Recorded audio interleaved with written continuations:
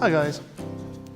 I heard that some of you are starting a business, some of you have a business, and just as important as to have to get the structure right and make sure that you're legally sound. What's also very important is to make sure that the business is running and you're making money out of it, because at the end of the day, what are you in business for?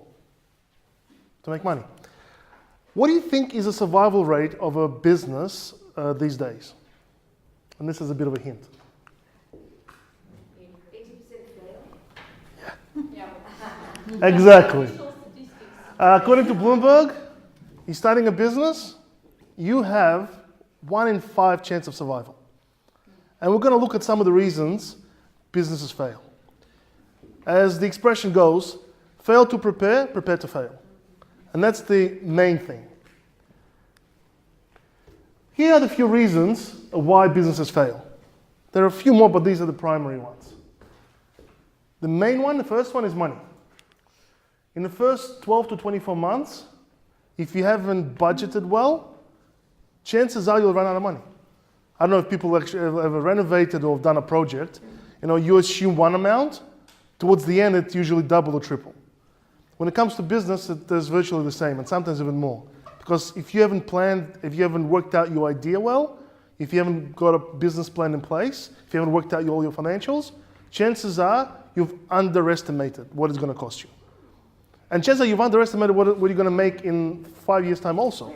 Because as the business plans go, you usually underestimate first 2 years, like what you're going to spend, or then you overestimate what you're going to make, and then you underestimate the rest.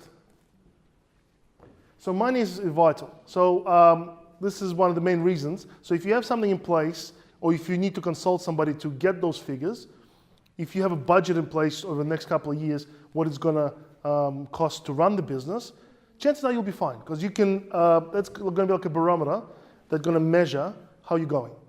If it's, if you're within the budget, then you're doing right. If you're not within the budget, you can obviously adjust it, but then look for reasons why.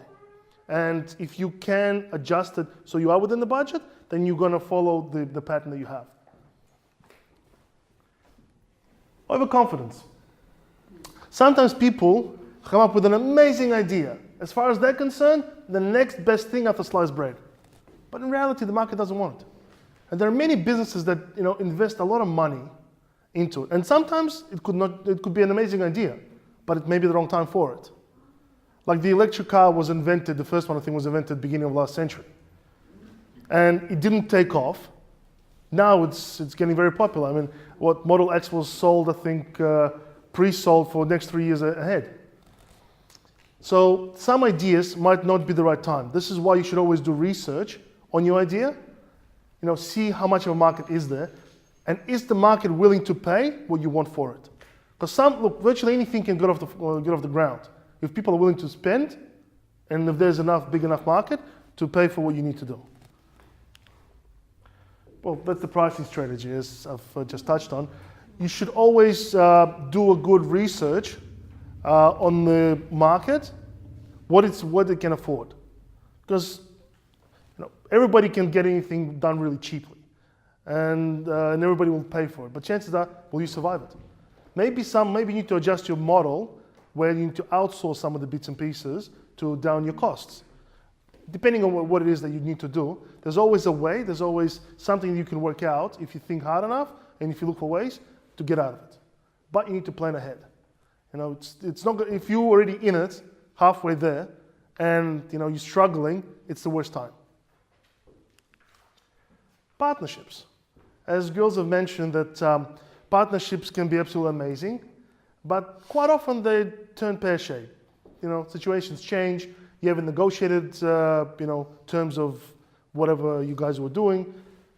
It can bring the business down. So, if you're in partnership with anybody, it's definitely need to be addressed.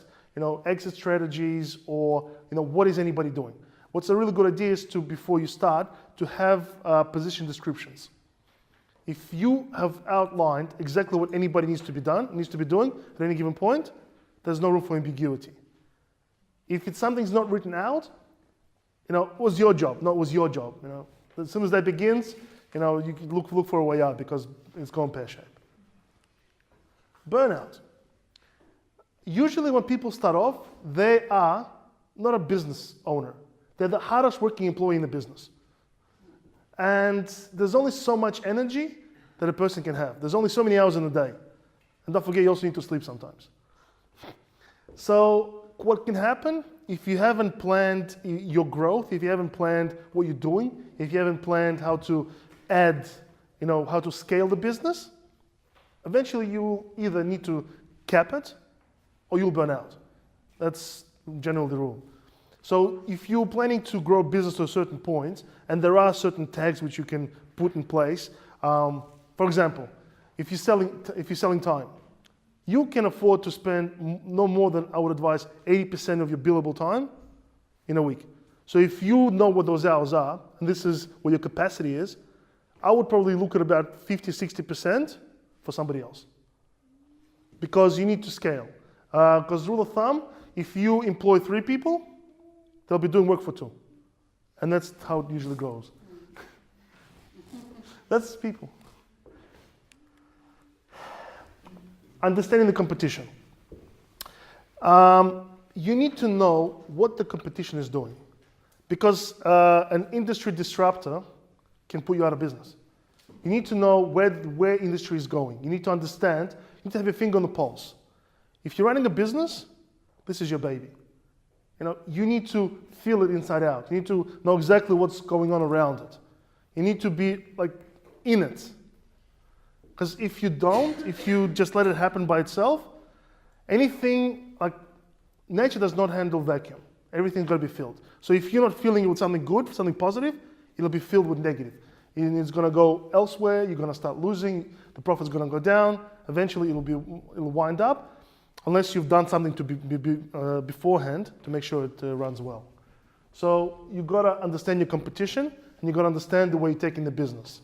You've got to lead, or at least know what's happening to make sure you survive. Over-reliance on one customer. I heard many times, especially in the trades, I've got this one customer, man, he gives me so much work, I can't handle it. I have to employ 10 people just to handle that. Risk manage. That's a really big risk. What happens if this one customer tomorrow says, thank you very much, it's been great, but, thank you. That's it. All of a sudden, from a big business that turns over, 2, 3, 5 million, you're down to nothing. So, risk manage. It's good to have a variation. In accounting firms' rule of thumb, you should never have a client more than 10%. Or you need to grow if you do, then it's a risk. You need to manage the risk. You need to be on good terms with the client, make sure you have ear to the ground what the client needs, and be aware that if the client leaves, what are the steps you're going to be taking? Because the problem is not so much the client leaving, because the clients come and go, they do. The problem is, what are you going to do about it? The revenue is going to disappear. So what are your steps? And if you have that in place, if you have the contingency plan in place, you'll be fine. You've managed your risk. If you don't, it can topple you over. This is going to be fun. This is what you can see is a standard P&L. I put it together out of a demo. This is not a case of any case, but just something to get your mind around. And if you look at it, this is income for the quarter, what the business has turned over. So we're looking at $132,720.05 sales, which is reasonable. For a small business, that's a reasonable income. We see purchase. They've got cost of goods sold at $56,000. Not bad.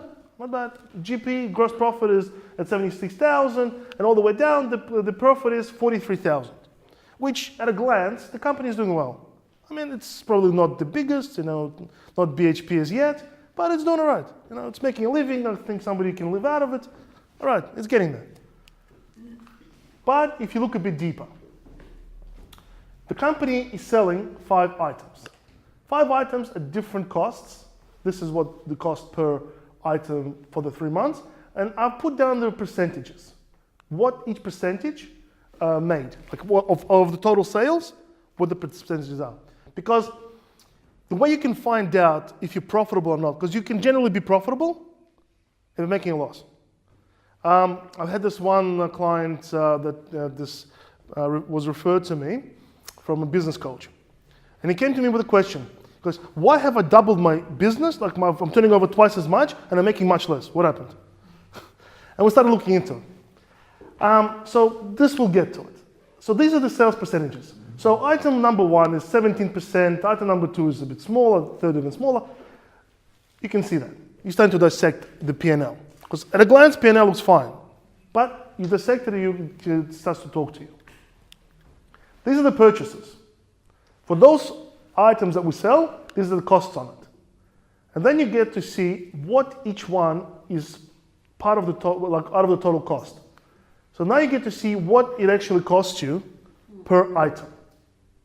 Overall, it's 42% of the total income that you're spending on cost of goods sold, which is, look, most industries is quite reasonable. But this way gets a bit more fun. If you look at sales minus cost, these are the profits. And these are the profit margins.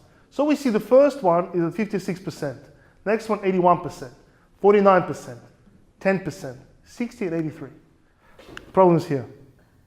10% gross margin, which sometimes could be all right. I mean, some items are high-flowing items, and at 10% they're making good money. But you need to analyze it. Is it worth it? Because if you look at it, the item is on sales 4th and top in cost of goods sold. So it's not a top-selling item. You spend more. Yeah. So what reality is, like for example, if it's a retail business, you have capacity. There's only so many people you can have on the floor that is selling. And if this is what you're selling, then somebody else spends so much time selling this item, which is only 10% profit. So you have capacity. So reality is, if you get rid of it, you could be more profitable. So I'll run 2 scenarios. One is with it. Oh, the wrong slide. And one is without it. So if you look at the cost of sales, with the sales of with the 4th item and without, the average goes down a bit, but the profit margin goes up from 51% to 61%, which means your business has become more profitable, which means you are spinning the wheels much less, it costs you less, you're making less, but this should be actually 40 instead of 43, the typo. But you're only making 3,000 less, but you have increased your capacity greatly. This is just a simple way of getting rid of it. Imagine if you can renegotiate. If you can renegotiate the prices or adjust the prices, because this could have been an error to begin with. This could have been somebody's typo, that the price instead of $50, $30. You'll find that, and if you can increase it down to 30, 40, 50% that your average is, you've increased your business greatly. So as I mentioned, you have improved your COGS by 63% and the profit margin by 10%. This is just by dissecting the figures, by looking what the business is doing, because the business talks. How does the business talk to you? Through numbers. And if you're not sure how to listen to it, ask somebody that will. Because it's telling you things. Any questions?